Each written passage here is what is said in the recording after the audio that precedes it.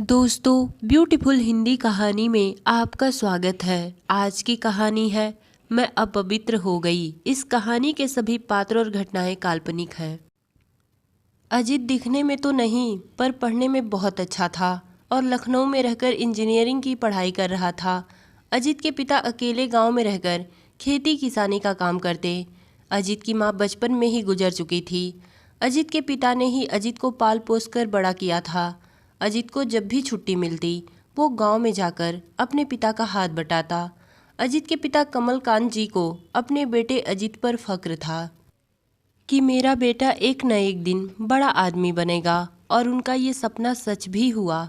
कुछ दिन बाद अजीत की पढ़ाई पूरी हो गई और अजीत बहुत बड़ा इंजीनियर बन गया। अजीत के पिता ने अपने गांव में सभी पड़ोस वालों को मिठाई बांटी। अजीत की इतनी बड़ी कामयाबी के बाद कमलकांत के छोटे भाई यानी अजीत के चाचा अजीत की कामयाबी से जलन करने लगे, क्योंकि उनके दो बेटे थे और दोनों बेटे गांव में इधर उधर लखैरों की तरह घूमते। इसलिए उन्हें अजीत की कामयाबी से जलन होने लगी। जब अजीत के पिता कमलकांत अपने छोटे भाई के घर मिठाई लेकर गए तो कमलकांत के छोटे भाई प्रद्युम्न ने व्यंग कसते हुए अपने भाई से कहा, भैया आपका बेटा पढ़ाई तो अच्छा कर लिया, पर देखता हूँ कि इसकी शादी आप कैसी लड़की से करते हो। कोई अच्छी लड़की शादी करने को तैयार भी होगी कि नहीं। अपने पिता के साथ अपने चाचा का आशीर्वाद लेने के लिए अजीत भी उनके साथ गया था। अपने चाचा जी की ऐसी बातें सुनकर अजीत ने मुंह तोड़ जवाब देते हुए अपने चाचा से कहा, चाचा जी घबराइए मत। जिस तरह मैं अपने पड़ोस के लखैरे लड़कों को पीछे छोड़ता हुआ आज एक कामयाब इंसान बना हूँ, उसी तरह मेरी शादी भी एक खूबसूरत और संस्कारी लड़की से होगी, और वो भी आपकी नज़रों के सामने। अजीत के चाचा प्रद्युम्न ने कहा, अजीत शायद तुम्हें अपनी कामयाबी पर घमंड हो गया है। जरूरी नहीं कि तुम कामयाब हो गए हो तो तुम्हारी शादी भी अच्छी लड़की से हो। थोड़ी अपनी शकल शीशे में जाकर देख लो। अजीत ने कहा, चाचा जी मैं घमंड नहीं कर रहा हूँ, ये तो मेरा सपना है कि मेरी पत्नी खूबसूरत हो। और चाचा जी मैं आपसे यहाँ पर बहस करने नहीं बल्कि आपसे आशीर्वाद लेने आया था। यही कहकर अजीत अपने चाचा के घर से अपने घर चला आया। पर अजीत की ये बातें अजीत के चाचा प्रद्युम्न को कांटों की तरह चुभने लगी।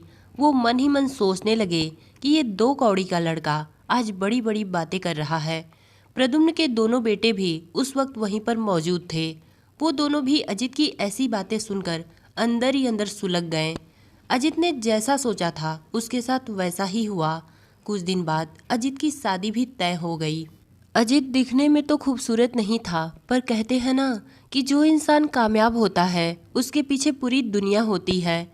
अजीत की खूबसूरती की वजह से नहीं बल्कि उसकी कामयाबी की वजह से उसकी शादी एक बहुत खूबसूरत लड़की से तय हो गई।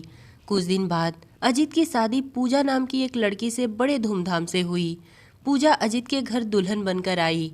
अजीत आज बहुत खुश था। शाम को पूजा को एक कमरे में ले जाया गया। सुहाग की सेज पर बैठी हुई पूजा अपने पति अजीत के आने का बेसब्री से इंतजार करने लगी। कुछ देर बाद अजीत कमरे में आया। अजीत को देखकर पूजा के दिल की धड़कनें तेज हो गईं।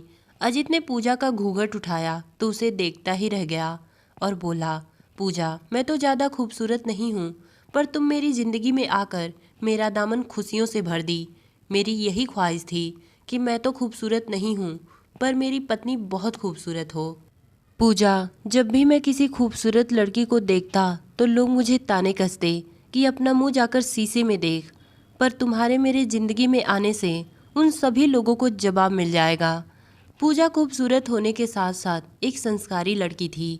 उसने अजीत का हाथ अपने हाथ में लेकर कहा, अजीत जी आपको कौन खराब कहता है, आप तो बहुत खूबसूरत हैं। मेरे लिए ही नहीं बल्कि दुनिया के सभी लोगों के लिए। बस लोगों के देखने का नज़रिया गलत है। लोग जैसा देखने की कोशिश करते उन्हें वो चीज़ वैसे ही दिखती है, और कुछ लोग ऊपरी खूबसूरती देखकर अपने जीवन साथी का चयन कर लेते।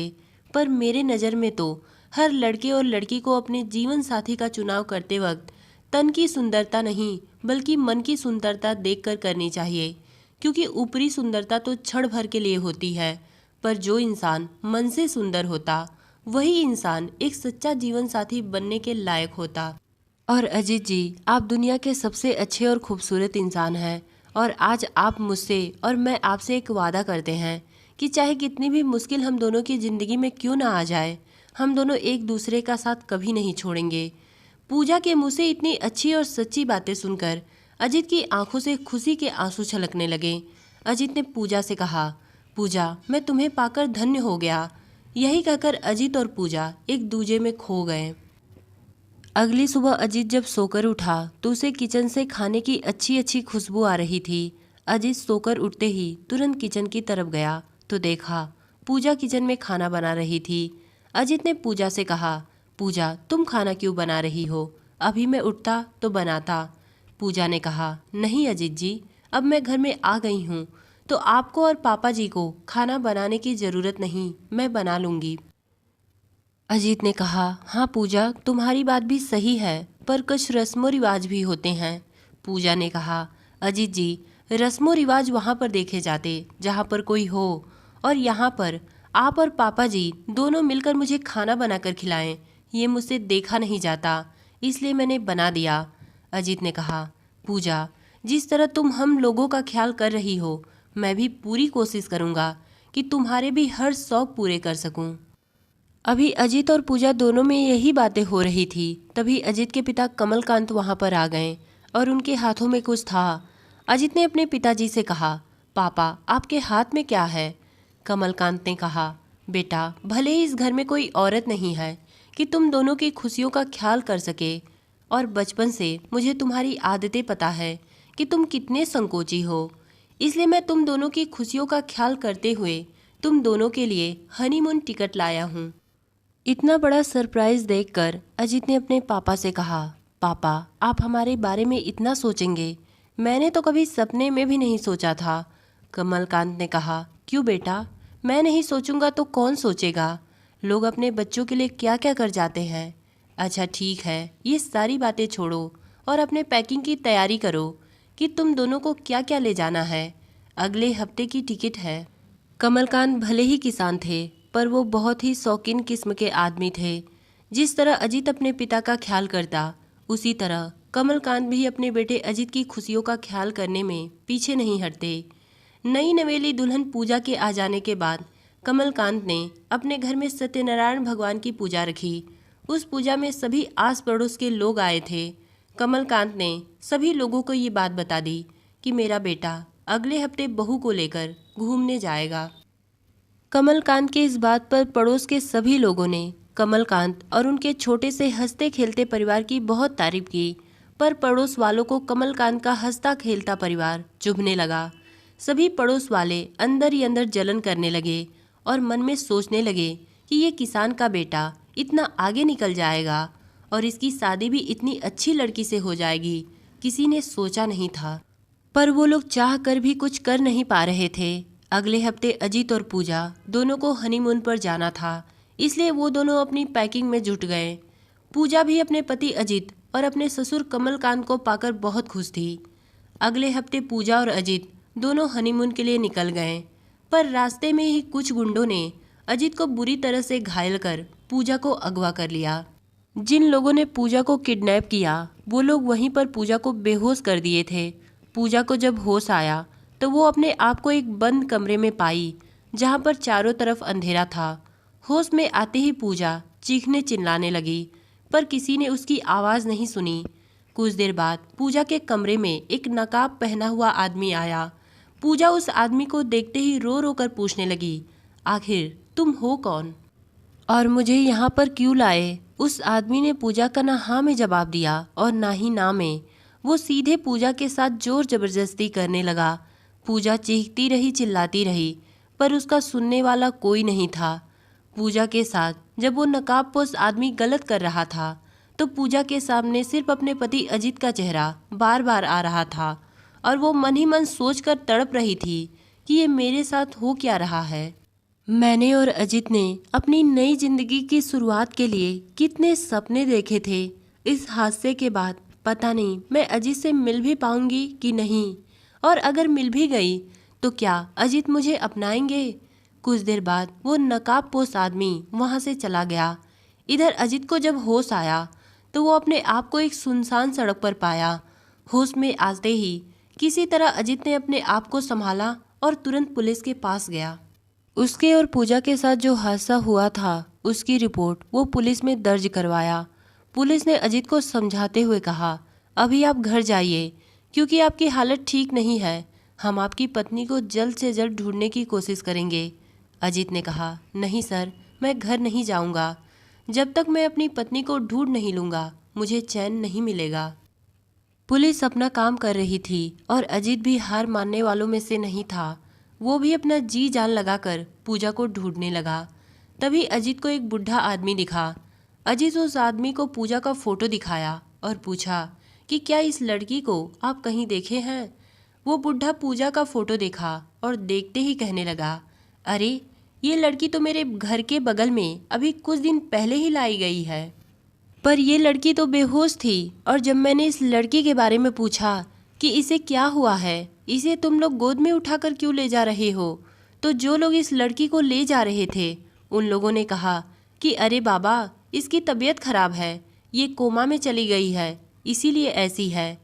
उस बूढ़े आदमी के मुंह से जब अजित ने पूजा के बारे में ये सब सुना तो वो उस बूढ़े बाबा के पैर पर गिर गया और कहने लगा, बाबा जी आप मेरी मदद करिए और मुझे वहाँ पर ले चलिए जहाँ पर मेरी पत्नी पूजा है।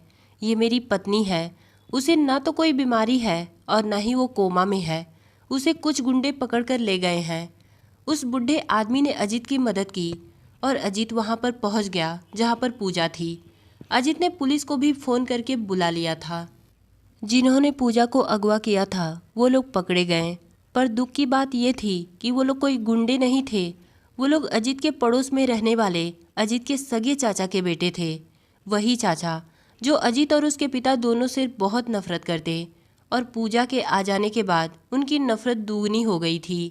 अजित पूजा को जब देखा तो उसके पास जाकर उससे लिपट कर रोने लगा और बोला, पूजा मुझे माफ़ कर दो, मैं तुम्हें बचा नहीं पाया। पूजा ने अजीत से कहा, अजीत जी इसमें आपकी क्या गलती, इन लोगों ने तो आपको भी बेरहमी से पीटा था।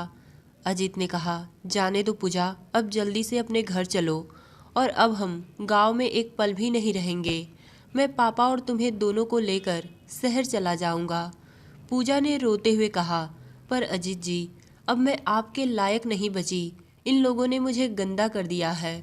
पूजा के मुंह से अजीत ने जब ये बात सुनी तो उसने पूजा के होठों पर अपना हाथ रख दिया और बोला, पूजा अब इसके आगे एक शब्द भी मत बोलना। तुम मेरे लिए पवित्र थी और पवित्र हो और आगे भी रहोगी। तुम कभी अपवित्र हो ही नहीं सकती। तुमने कोई जानबूझकर ये सब नहीं किया, तुम्हारे साथ गलत हुआ, इसमें तुम गंदा कहाँ से हो गई। गंदे तो वो लोग हैं जिन्होंने तुम्हारे साथ गलत किया। अच्छा अब ये सब बातें छोड़ो और आज के बाद ये बातें मेरे कानों में नहीं आनी चाहिए। यही कहकर पूजा और अजित वहाँ से अपने गांव चले गए और अगले 1-2 दिनों में अजित अपने पिता और पत्नी दोनों को लेकर शहर चला गया। दोस्तों एक बात अजित ने सही कहा, कोई भी औरत अगर मन से गंदी ना हो तो वो तन से गंदी कभी हो ही नहीं सकती। ये तो बस अपने अपने सोचने का नज़रिया होता। तो दोस्तों ये कहानी आपको कैसी लगी कमेंट में बताइएगा। धन्यवाद।